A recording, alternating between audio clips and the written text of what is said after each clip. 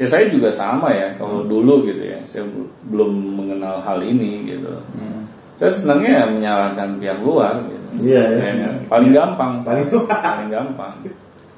Ya misalnya orang tua saya kok nggak adil gitu kan, kok nggak seperti misalnya orang tua teman-teman saya yang sangat mendukung gitu. Terus kok kehidupan saya gini amat gitu kan, tidak sesuai dengan apa yang saya inginkan. Sepertinya saya ingin sesuatu yang lebih, kayaknya sulit saya jangkau gitu. Karena keadaan di luar diri saya ini tidak bisa membantu saya. Akhirnya karena di pola pikir saya isinya seperti itu terus, saya sulit gitu untuk keluar dari keadaan yang tidak ideal ini gitu. Karena kita bukan keadaan. Benar. Akhirnya sudah gitu, saya merasa bahwa hidup gue ini yang paling sengsara aja gitu kan. Iya tuh paling enak tuh kayak gitu tuh. Benar. Kayak waduh, gue mah enak begini, mah enak gue. Benar. Makanya kan orang bijak mengatakan ya, kita jangan selalu melihat keadaan di atas diri kita gitu. Tapi kita harus selalu lihat ke orang-orang yang keadaannya di bawah kita. Biar kita tuh mudah bersyukur gitu. Timbul rasa syukur. Bahwa banyak orang yang lebih susah dibanding kita, banyak orang yang lebih mengalami keadaan yang sangat menyengsarakan dirinya gitu kan. Akhirnya timbul rasa optimis gitu di dalam diri kita. Kalau kita selalu melihat orang-orang yang keadaannya di bawah diri kita, bukan yang di atas kita. Karena kalau di atas kita yang sering kita lihat, pesimis sekaligus timbul rasa iri gitu. Ya kan? Padahal rasa iri ini yang harus kita jauhi gitu. Dan rasa iri biasanya mendorong kita untuk mencari jalan kita.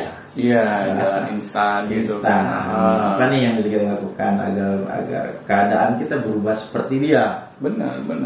Kita nggak punya skill, kita yang menggunakan hal yang menyimpang. Iya, yang negatif. Ya makanya kan pernah dibahas ya oleh kita ya di suatu podcast kita juga, bahwa jangan sering-sering lihat gitu di media sosial gitu kan, hal-hal yang tidak bermanfaat gitu, apalagi lebih ke arah pamer materi gitu kan. Karena belum tentu itu keadaan yang sebenarnya gitu. Bisa aja kita ditipu gitu kan oleh media sosial gitu.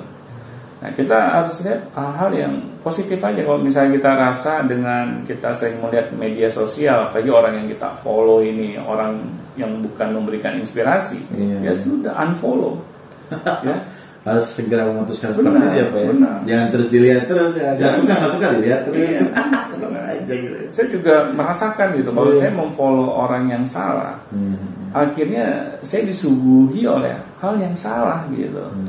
Dan ini akhirnya membuat saya tidak termotivasi gitu. Saya merasa selalu kayak kok diri saya ini rendah banget gitu kan.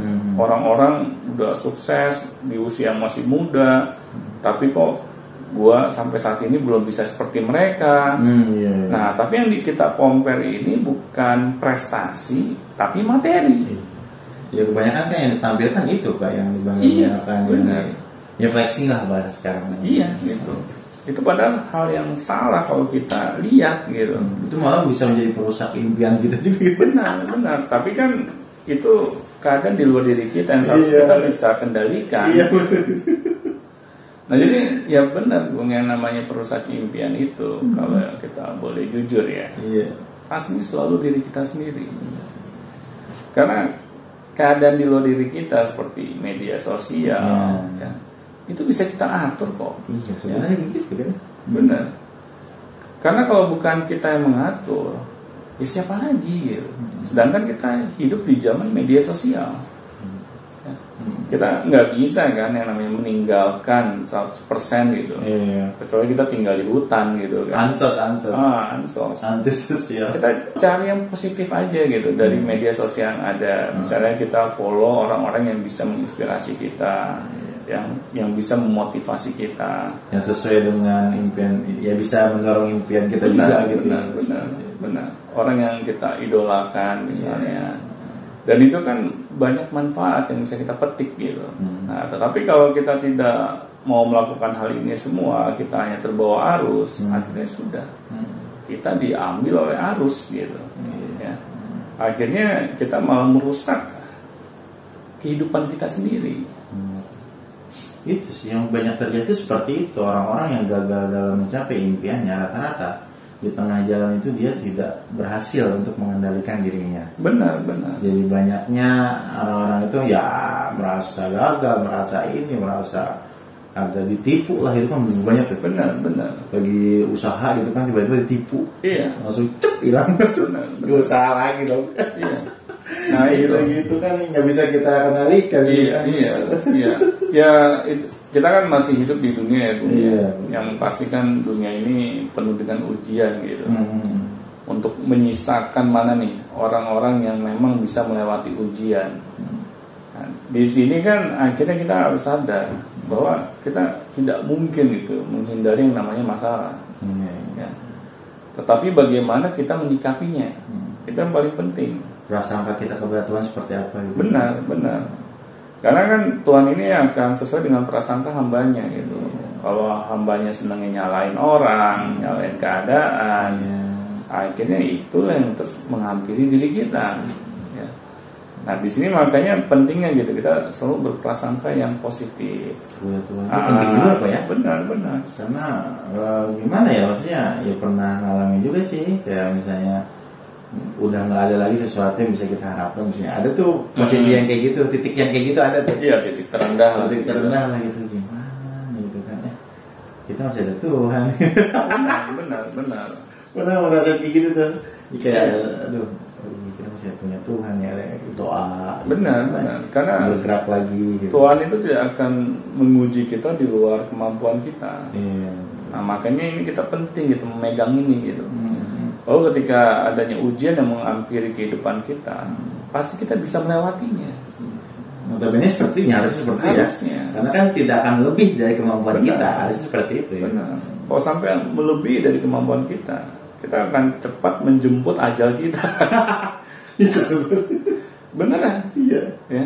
Karena stres dulu gitu kan. Benar. Kita gila kita yang ada gitu kan. Nah, di sini makanya pentingnya kita selalu kita memegang teguh hal itu gitu, bahwa yang namanya badai itu pasti cepat berlalu. Tapi banyak aja Pak yang maksudnya nggak merasa ujian itu berat banget dan nggak bisa dia lalui gitu ujian itu. Ya. Merasa berat aja gitu. Karena kan Tuhan nggak akan menguji seorang yang nggak mampu gitu. Iya, pastinya. Iya ya. Ya karena selama ini yang kita isi di dalam pikiran kita itu adalah hal-hal yang negatif malahan. Akhirnya masalah itu selalu di atas diri kita. Ya. Tetapi kalau hal-hal yang positif yang selalu kita isi di dalam pikiran kita, akhirnya kita selalu merasa bahwa kita berada di atas masalah. Ya. Nah, akhirnya lambat laun masalah pun bisa kita atasi gitu. Apapun masalahnya.